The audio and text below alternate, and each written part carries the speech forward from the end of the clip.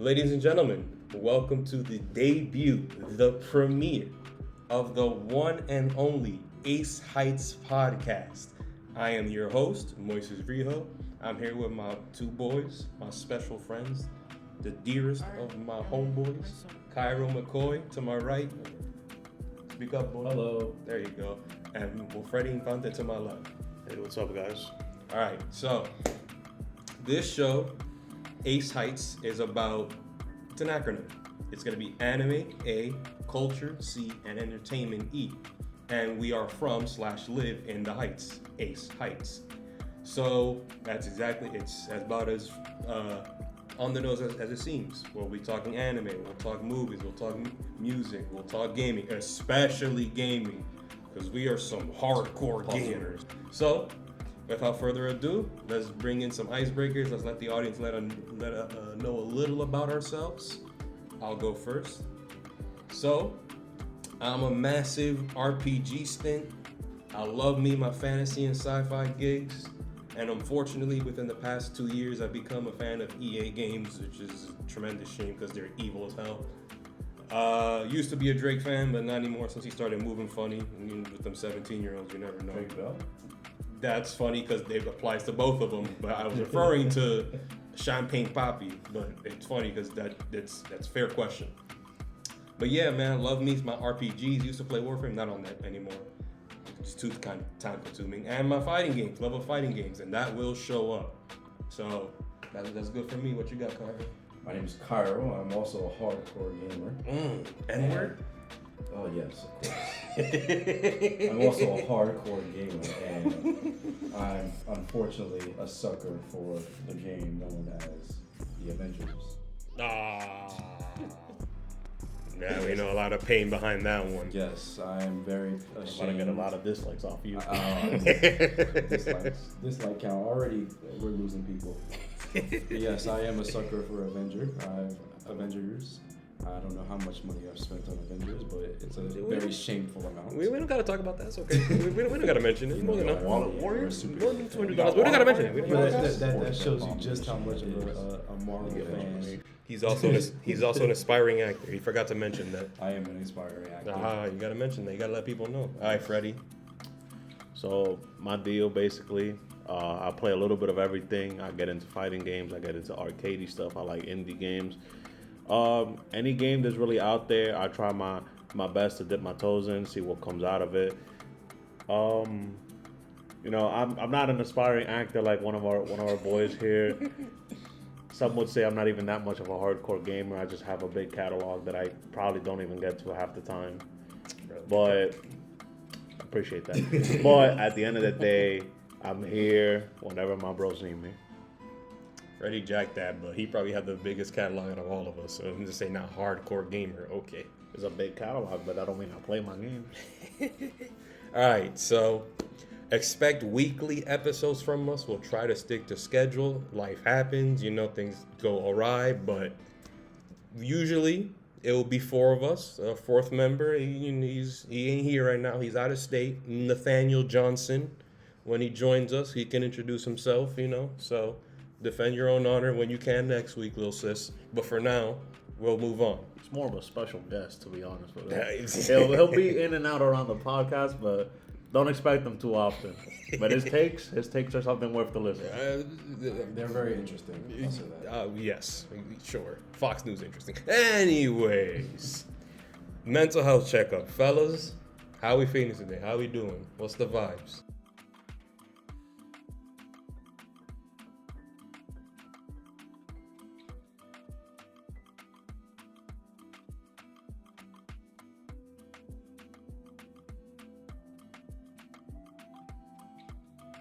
I'm exhausted, I'm a broke college student, working 2 jobs, and, trying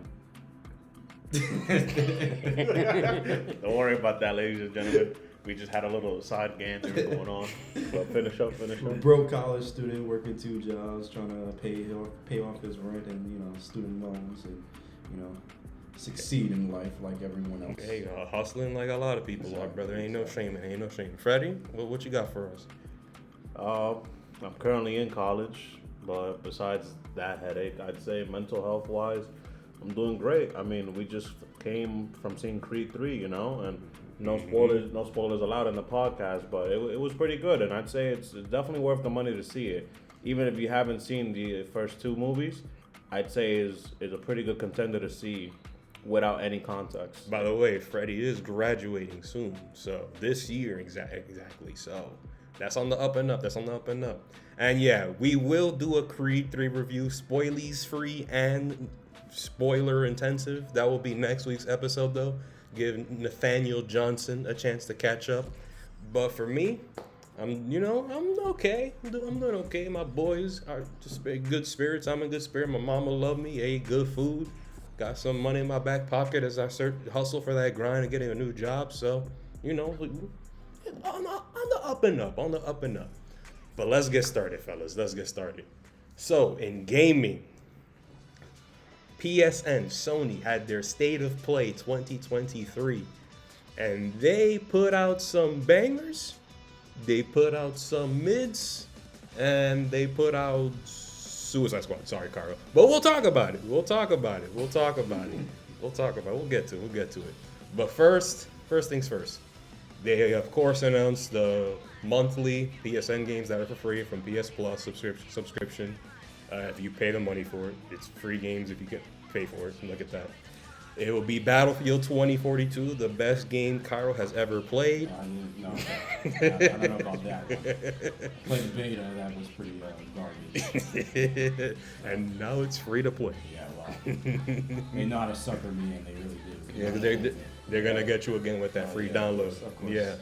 And then the other two will be Code Vein, which is basically anime Dark Souls. Me and Freddie probably finna hop on that. We'll probably... I'm not Dark Souls bottom. Yeah, there'll probably be some booty goons in that one. And then the last game, Minecraft Dungeons for all... Viral favorite. Yeah. A staple. Please in this don't. catalog. That's an absolute lie. Please do not do that. That's a Nathan Cairo staple. Absolutely not. That's a Nathan staple. You're gonna see him put 100 hours into that. All right. Further into the State of Play, we've got some mixed feelings on a bunch of things that we know about. But first and foremost, we got to talk about maybe the biggest thing to come out of the State of Play. It's the Resident Evil 4 remake. Now, all of us saw the remake video reveal at different points of time. We didn't all watch it together, but we all had different feelings on it. I myself am not much of a horror guy. However, Cairo and Freddy, this is their shtick. This is their schmo. So I'm gonna let them take their reins on this one. I know y'all got some feelings about it. Have to. Resident Evil 4. Okay, I love every single thing that I saw of that game, but the rain is literal doo-doo water. It looks garbage. It looks horrible, and they need to just take it out of the game entirely. But other than that, I love the game, and I was gonna say something very nasty, but I would love to show my appreciation a lot more towards Leon Kennedy. Thank you. Well, on other notes, my take personally, I think the rain is fine if they just need to tone it down, even with a spider mechanic. I think it adds atmosphere. But regards to the rain, let's talk about something else during the Resident Evil 4. I believe that there was a lot of core concepts that they showed us where it was Leon, like basically the fight that was typically a cutscene or a quick time event. Now it's a general fight. The knife battle. I forgot who was the general, but he's from the Umbrella Chronicles from the Wii game. Yeah, but I actually have never played the original Resident Evil 4. I remember everyone praises it. I tried getting into it once, but the controls were just it's on everything. So I mean, you got plenty of time. You never even seen a streamer play? No, I've seen it, but I knew Resident Evil 4 was going to come out. I was like, you know what? I'd rather just go into it. Well, I played it originally, but I mean, I played it on PS2 hardware originally back in 2008 or so. But let's get into the point about the remake. I think that it's pretty good, not just graphically, but the fact that it has elements of kind of more Capcom games based around Street Fighter, where you could literally just counter everybody if you just perfect time everything. And I think that's pretty ridiculous and funny. Not to mention that his suplexes are back, his super kicks are back. All the nonsense that Resident Evil 4 was for what's considered a horror game, it has nothing to do with the horror besides a couple jump scares here and there. And Leon Kennedy's cheesy one-liners. We love those. We can't get enough. We can't get enough. And it's coming out soon, isn't it? March 24th. That's sooner than Final Fantasy. That's pretty soon. Yeah, it's right around. So the game's supposed to be co-op, or because a couple streamers I watched, they were mentioning how there's a character that, and from what it appears in the trailer, he makes it longer than he supposedly does in the original game. Like you see him in later points of the game than when he's supposed to be out of commission. Let's say. I mean, I don't think. All right, so I know for a fact that when they wanted to make Resident Evil 4, they wanted to lean on the more horror elements of the game, and I feel like a big stigma is that you can't really make a horror game with, true horror with multiplayer. So I don't think, and I don't. Has Resident's had story modes where it's I mean, RE6, RE5. RE6 and RE5, but those are old. Those are like almost a decade. Code Veronica, I'm pretty sure. The Chronicles, I forgot what the DS game was. The Umbrella Chronicles, stuff like that. Revelations. Revelations. Like, those games have had co-op story, but I gotta say that when it comes to Resident Evil 4, the only time they ever really kind of had a co-op was just the Mercenaries mode back in PlayStation 2. But base game, it has always been a true single player game. And that's actually been announced, by the way, for their last, I think it was like a 15-minute gameplay that they showed. Mercenaries is actually coming back to Resident Evil 4, so we have that to look forward to as well. So I'm excited for that. I just hope it's like actual online multiplayer and just not a solo experience. I'm excited for it, but I think more than anything, just like how a lot of people like to get even more invested into games, I'm more excited for the VR component. It wasn't announced, but it is coming, just like how Resident Evil 7 and both 8 had it. I think it did get announced. No, but like it just says that it's coming, but okay. there's no definitive date to it. Okay, gotcha. All right, you bring up VR. They announced about, what was it, 2 or 3 more VR titles for PSVR 2? It was like 80 of them. Yeah, it felt like a VR overdose. One of them was Journey to Foundation, and I think NFL Pro Era may have shown something. I can't remember. It was pretty early on, if that was exactly what I think it is. And then, if I remember correctly, Green Hell VR. There you go. And also, there was the atmospheric sci-fi western that's a roguelike called The Foglands. You interested in any of them, Freddie? You're the VR guy here. You're the Resident VR expert. Well, I like gimmicks, to be honest with you. I'm not gonna lie. I like VR. I like accessories and stuff like that, and things that will enhance the game, even if it's just a couple, maybe like 8 to 10 minutes extended look into what more the game could give you. I gotta say though, that lineup was pretty weak. I mean, honestly, I first need to see, like, in general, like, what AAA games are gonna come out that are just as good as quality as Resident Evil 4, the remake.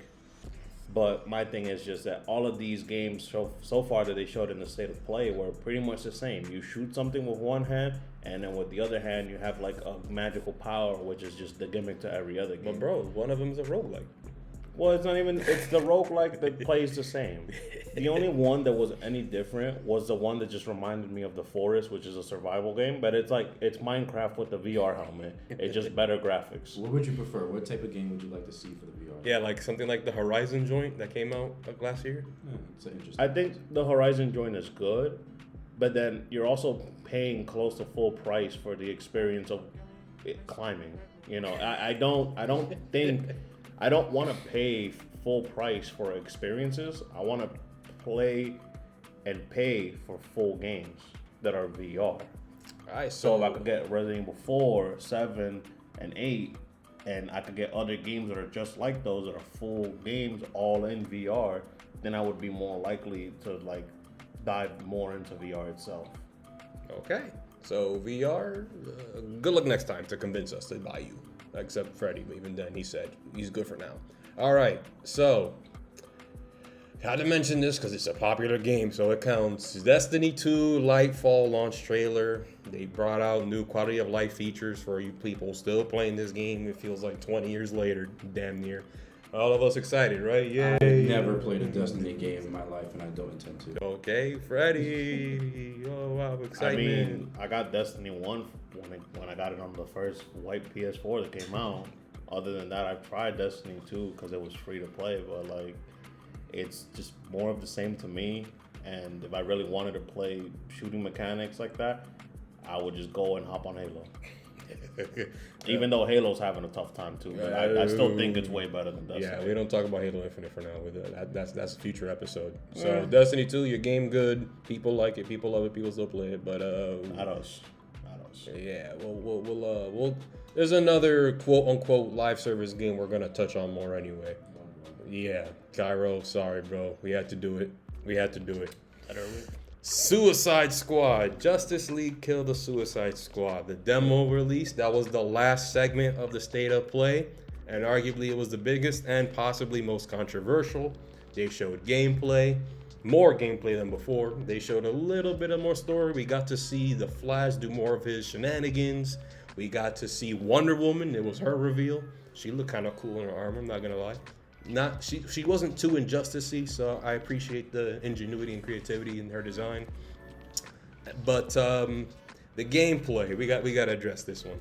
So we have a good microcosm here of how people feel about live service. To the left of me is Freddie. He's not a fan. We got Anthem. Anthem scorched them. Rest in peace. Rest in peace to Anthem. Great gameplay, but almost the same problem that all these ones have. And then to my right, as he forementioned, Cairo, the live service supporter. Fortnite player. Avengers. Oh man.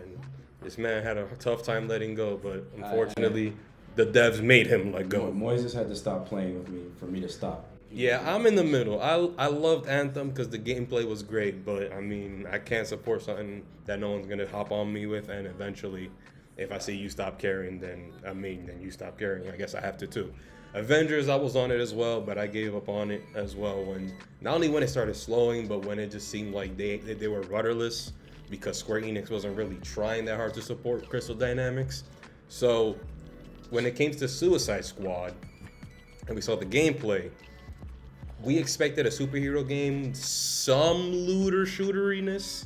A little bit maybe, not exactly one-to-one. Yeah, I didn't expect that much. But then when we saw it, fellas floating all over the map, Harley Quinn Spider-Manning all over the place, and then straight Borderland mechanics of just different guns having different features, doing different things with different ammunition. And then you know, when they in that demo, when they clicked on the menu and you see in that top right, that tab that says store, Battle Pass right next to it. oh, deceased. So we got to talk about it. Yeah, for Suicide Squad, I think it looks actually fun. I think it will be fun. My concerns are, one of my main concerns are the future content that they're going to be producing for it. Now, I know they're going to be adding new characters and so on and so forth, but my thing is like, all right, well, if Bane is a character, I don't want to have, run around and jump around the map and I'm playing as Bane and I have like a fucking pistol in my hand. Well, I'm gonna play as Bane and have it and use an AK or a Killer Frost and use an RPG. Like, what? That makes no sense. I don't understand. So I don't understand what characters are gonna be used. Yes, it's easy to say, oh yeah, Deathstroke. Oh yeah, Red Hood. Okay, you're gonna give Black Manta a pistol? Like, I don't. What, like, it's a gun game. So how many characters are you gonna? Well, it's a looter shooter, but if the personalities are not going to be inserted as much as we thought we would, it wouldn't be that difficult to just put in random characters in there. But unfortunately, it's looking like it's a one-to-one looter shooter. Like, it almost seems that the true personality of these characters will mostly see in some like animations, some 1 or 2 specials, and then the story mode. But in terms of pure gameplay, when it's the 4 people co-op in story mode and we're running and gunning and shooting the weak spot of tanks that moves around and stuff, and then shooting headshots from halfway across the map, bunch of bullet sponges. That's pretty much what it Yeah, was like a true RPG, kind of. I want really like cool and dynamic characters. Like I don't want to see Enchantress with an RPG. I don't want to see what's Poison Ivy running down With like a lot going on the I don't want to see Poison Ivy with a flamethrower. what, like, come on, I don't want to see that. And the part of the reason why there's like some controversy around this is because it's Rocksteady who's developing this game. And yes, that Rocksteady who made Arkham Asylum, Arkham City, and Arkham Knight, and Arkham inspired Arkham Origins, but we'll leave that to the wayside for now. But it's those same people who revolutionized almost an entire beat 'em up genre, and especially when it came to like diegetic features like the combat, the detective mode, the transversal, because in Arkham Knight you got to not only fly but also drive the Batmobile, and it just feels like from some people, a company or a studio that used to be so creative and how they express their gameplay and how they express their art to us, all of a sudden, like what, 8-9 years later after Arkham Knight, so 7 years later, boom, looter shooter, boom, Borderlands, boom, Destiny 2, and it's just like, we already had a superhero looter shooter that didn't do too great in Avengers, unfortunately, so it seems like we're gonna get another one. It's like, I don't know, it ain't looking great, but we can't put down Old Yeller just yet. We'll have to give it the benefit of the doubt. Maybe the demo is just doing it dirty. Maybe the game itself is just chef's kiss or it's fire. We'll never know. We gotta see more. Yeah, it could be a Guardians of the Galaxy situation where it's just one of those games you have to like play for yourself and actually see how fun it actually is. True. Yeah, everyone was talking bad about Guardians of the Galaxy, and then the combat is basic, but it was just a fun story. The combat was fun, and the mechanics of the music, it was all fun. So I enjoyed it. All in all, if the game's good, then good. If the game's bad, then that's another dub for Destiny 2, because it seems like they're the only live service game. And I also have to bring up the fact that if it's going to be a live service and you're making us pay like $60, $70 for it. Full retail. Yeah. It better have like 25 hours, like 30 hours of content. That's little, bro. In story? For a co-op game, I would say you'd probably want more of 50. Yeah, all right, then, yeah. And 50 plus the whole at least. game should be at least like 50 to 60 plus. Co-op story mode too. Of course. Like, co-op you can kind of blast through things. If you and your partner got good sync, got good builds and stuff. Yeah. It better not be like Avengers where the story is like 6 hours. We're holding out hope, Suicide Squad. My hand is out for you. It's up to you to reach it. My hand is not out. I'm gonna say it right now. I never liked it from the start, and seeing more and more of the trailers and the videos and all the demos and stuff, I already knew coming in it was gonna be as bad as Avengers. Looking at you, Kyle. There's no way you really think it's gonna be that bad as Avengers. You tried putting me onto Avengers. I don't know how many times. Endlessly. Because it's more and it fun never when we got play together. That is true, but also the fella don't like it just innately. I know. It was never fun. I tried Spider-Man. I waited for content, and I never received good You tried content. Spider-Man. I never received good content. I waited and I waited, and nothing ever came from it. And I'm just gonna say it right now. There is no way that game's gonna come out with enough content to last. Because let's be honest, us as gamers, in a weekend we could probably finish that whole game. If we have 4 people, even if it's all crappy, shitty builds, give us 2 weeks, 6 days worth, just weekends only, and we could get that done. That's not that much. Again, and then hold on, before you even say it, everything is gonna be slowly drip fed to you. We don't know the characters that are coming. We don't know what guns, what gear, and even map layouts or even villains that we might have to face. It might just have to be like season 1 is just all about defeating the Flash, so you just kind of have to battle him over and over and over until you have to wait for the next season of content, and then they add somebody else. There's many different ways that could come out of this, but my thing is that the biggest issue they're gonna have with is how the wait time between delivering the content. Are we gonna wait 2 months? Are we gonna wait 5 months? Are we gonna wait 8 months for a game that's gonna already have no life in it. All right. Fair enough. Like we said, we'll keep a hand out, but up to y'all to reach out to us. All right. So, I'm a sports fan. I love me my football and I like me my basketball. So when I saw part of the PlayStation program, a collab they have, one of the ones they had was with LeBron James, with his brand, excuse me. And I have to say, I like it. It's not a lot. It's just the PS5 cover where it has his brand of the king and all those signs, like the ones he has on his shoes, the most recent LeBrons that have come out. He has all the writing and the chalk marks on it. It's that. It's on the remote too. On the remote, it looks better because the sleek black works more on the PS5 remote, in my opinion, than it does on the PS5 cover.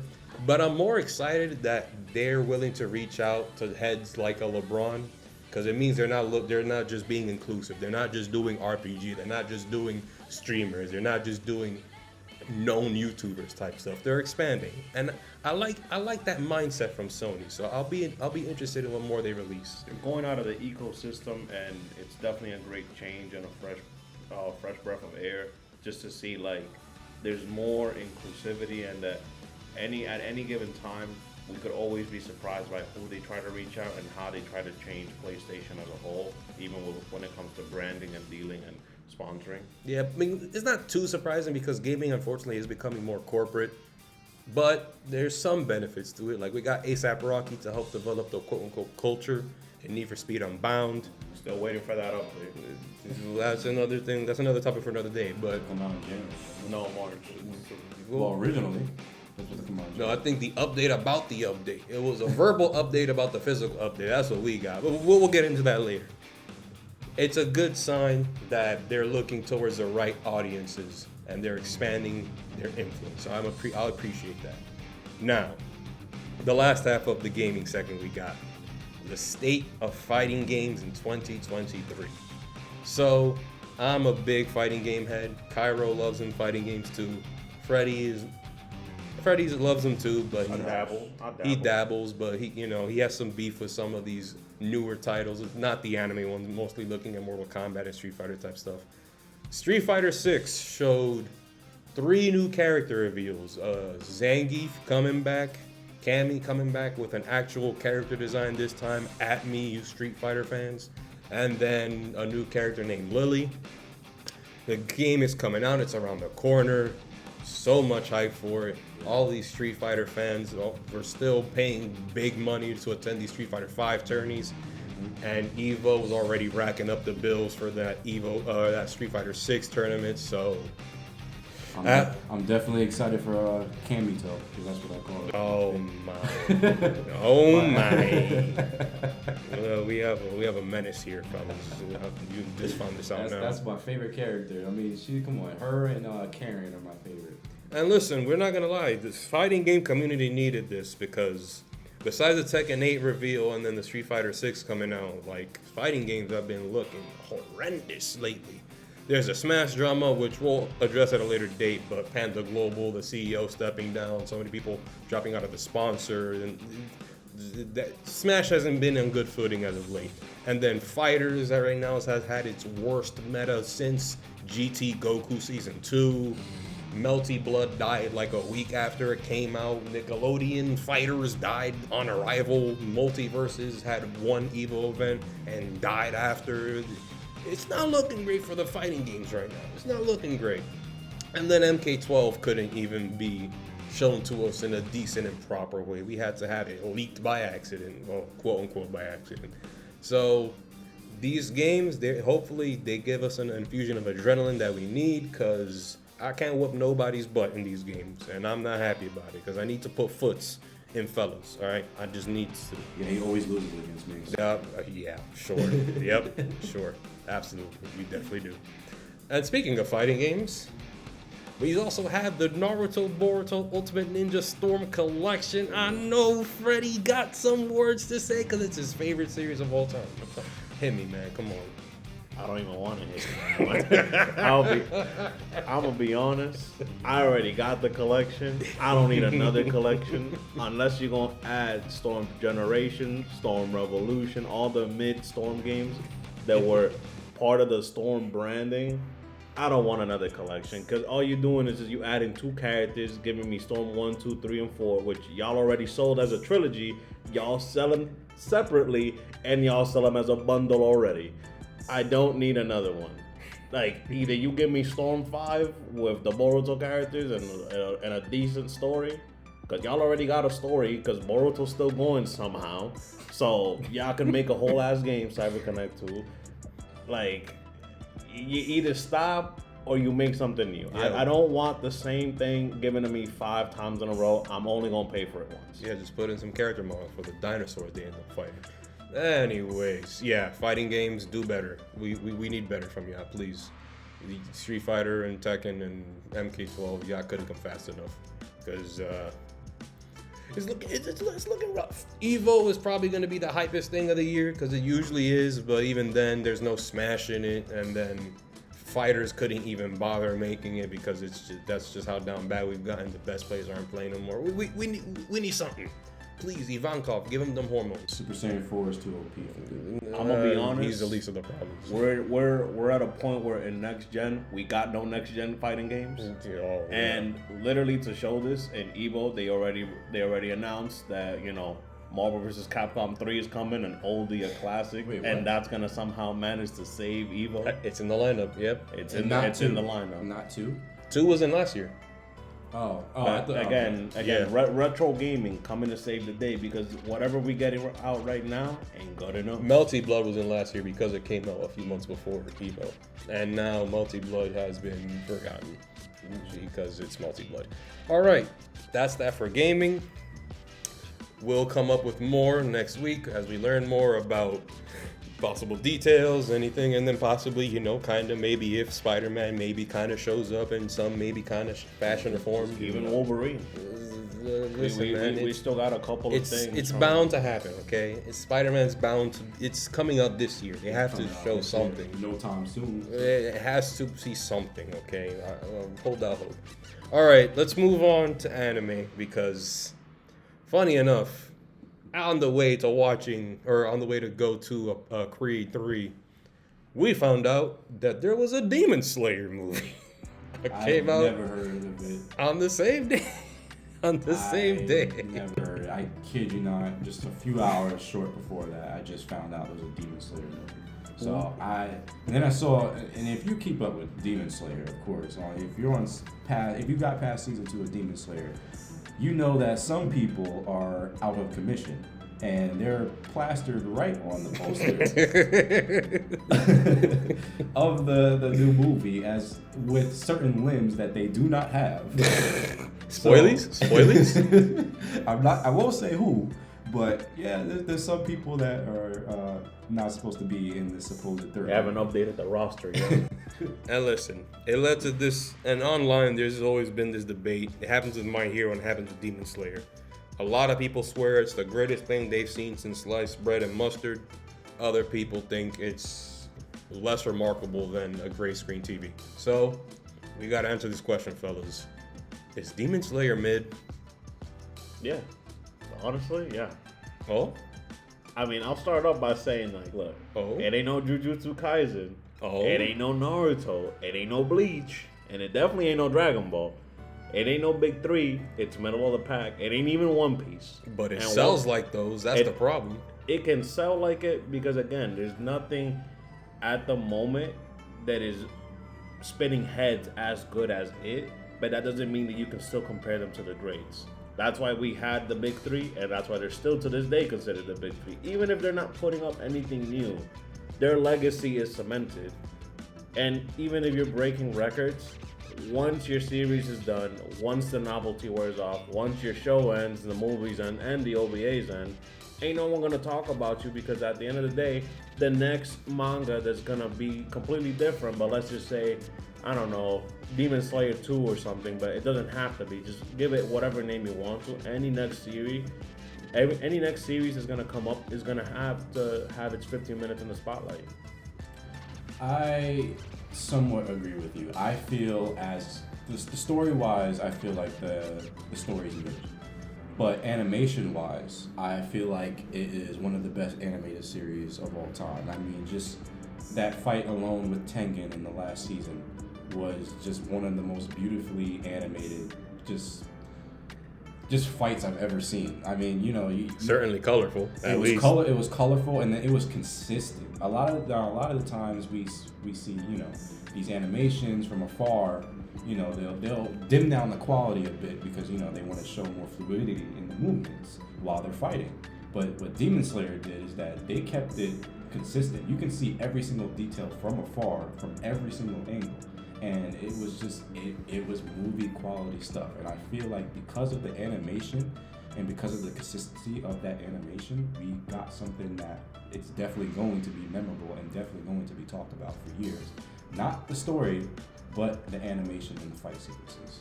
All right, so it sounds.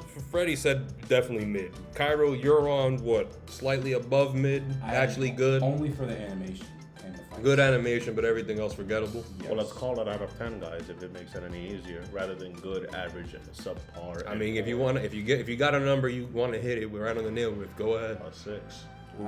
I'd give it a 7. I'd give it a solid 7. I'd give it a 4 because it couldn't keep me awake. Season 1 was cool, even though I hate Zenitsu. The opening was a banger. We all Because Lisa, she always makes bangers. She made that sort of online banger. Oh my God, bro. That was... Yeah, and then Crimson Flower, banger. Season 2 didn't have her, so, you know... we'll keep it off. It didn't have her, so opening wasn't as good. Actually, no, I think it had her, but the song was just not there for me. But the Mugen Train and Entertainment District. Yeah, Mugen Train was pretty garbage. It was literally like the last 30 minutes that I liked because I was watching it. I fell asleep watching it. We saw it together. You fell asleep right next to me. It was literally the last 30 minutes was like, oh, okay, because they just killed the lower moon. Yeah. Yeah, they killed the villain of the week type. Yeah, that was nothing. I was like, all right, like it was cool that he was like killing himself and trying to, you know, in his sleep just to wake back up and fight in real time, but. Yeah, so I'm gonna say visual stimuli. That's what it's good for. It's visually appealing, and then once you listen to Zenitsu cry and yell to like a 7-year-old girl, it puts me to bed. So Japan, that's another dub. Speaking of dubs, we got to bring up anime tropes, fellas, because I'm in the middle of watching One Piece, as y'all both know. I'm fake catching up, and you already know we saw the Dragon Ball movie a couple months ago, and I complained all about it. And then I'm watching One Piece, and I told you I can't stand Luffy. These shonen protagonists, I'm starting to not like them anymore. I'm not liking them. The fact that they're stupid, it's supposed to be cute, is not cute. It's stupid. Luffy gets me so tight because he always just be doing next shit, bro. Like, he'd be running off, elongating episodes to ruin the pacing and make me wonder why Dressrosa was 118 episodes. It's because of him being dumb. And Eiichiro Oda think he cute or think he's smart for doing that. It's cute when Zoro can get lost once or twice. It's annoying when you make 3 filler episodes out of this guy running in the same direction for 3 episodes. It's not funny. It's not cute. Naruto is stupid as bricks. Goku, dumb as bricks. Stop doing this. Gon! Oh my! Don't get me started on Hunter x Hunter. Gon, bro. The worst guy. Chimera Ant Arc lost me on the show, bro. I almost didn't finish it if it wasn't for Killua. So, Shonen Pro tags. Thank God for Bleach. Thank Ichigo. But after that, y'all fellas need to get better protagonists, like on some Parasite type vibes, or even Guts, even though that thing is ass. Like, y'all gotta step it up, because these pro tags are becoming way too predictable, and I'm getting way too tired of it. Well, I'd like to say, slightly off topic, that Attack on Titan has developed its own trope. Oh boy. Oh boy. Of making it a multi-part final season, episode 3, chapter 8. The new season, the new parts, or I don't even know what you want to call it at this point. It has been announced. The new continuation. It has been announced, and it's called Attack on Titan, the final season, part 3, conclusion arc, part 1. So I honestly, when I heard that, I just like, no way. I just couldn't believe it. I was like, y'all just want to milk it as much as you can. That's the worst case scenario, but oh my god, something that's not as bad but still follow that logic was JoJo Part 6, where we had the first half come out last year, and then the second half came out the year after, but then a couple months later was when we got the last half of the second half, and it was just like, sheesh, bro. If you can't do it all at once or have it consistent in a small period of time, Don't do it at all. yeah, it almost feels that way. Netflix, stop buying out these fucking contracts. Shinji's Adventures. Shinji Adventures, of course. Who could forget Shinji Adventures? And I know we're sounding like a bit like obnoxious because it's meant for us, so we know. But it's something about it where it's the implication that our time can just be, the things we love. You can just mess with it and mess with the time you take to do so. It's something about that dynamic don't sit right with me. I can't put my finger on it just yet, but anime world do better, and low-key Bleach is doing better because they got parts coming out at good pace. So, thank God for Ichigo once again, our Lord and Savior. All right, and also stop doing fan service. I hate when y'all keep forcing boobs in my face. Like you think that's what I came to anime for? That's what I came there for. If I wanted boobs, I would have gone to the hub. That's all I gotta say, okay? So stop doing that. I'll go there anyway. Okay. These two fucking freaks. Hey, I'm being honest. If I wanted boobs, I know where to go get them, okay? Like, y'all don't gotta keep putting that in my face, bro.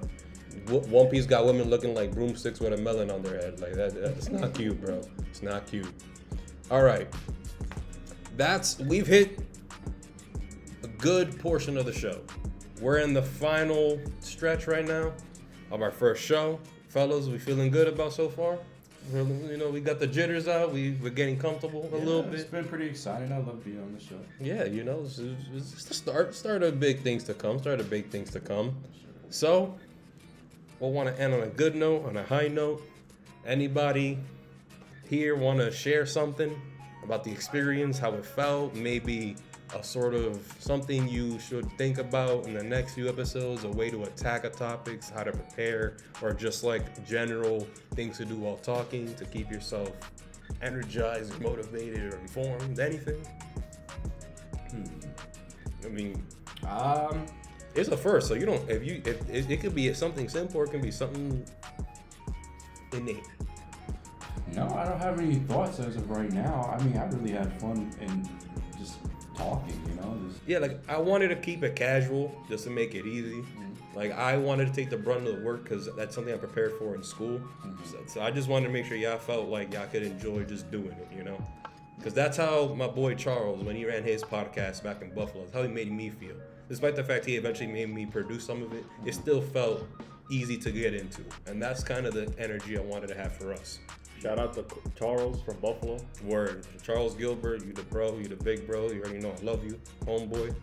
And yeah, the whole purpose of us really doing this podcast is just we've always thought, like, once we talked, when we talked to each other, that we always had insightful things to say about just all the things that we love. And I guess we just thought it would be an amazing experience if we could share that with you guys. So I hope you enjoyed what I had to say, and I hope you enjoyed it with my best friends. Well, unfortunately, audience, you don't really have much of a choice because we will return. We got a schedule to keep, and we ain't planning on going away. Oh yeah, we're not going away. We got thoughts to share, and there's going to be a lot more happening in the coming days. But for now, we'll keep it relatively short, so y'all can go on with your blessed days. This is us, Ace Heights Podcast. Stay tuned next week. We'll come back at you. We'll touch a little on the Smash drama. We'll get a little into some more theoretical debates, maybe a mock anime draft, and we'll pick who we want to see in a fight. We'll pick our own quote-unquote teams on some fake Jump Force shit, except it'll actually be somewhat enjoyable. Fuck Jump Force. So, we'll come back later. Thank you all. See you next time.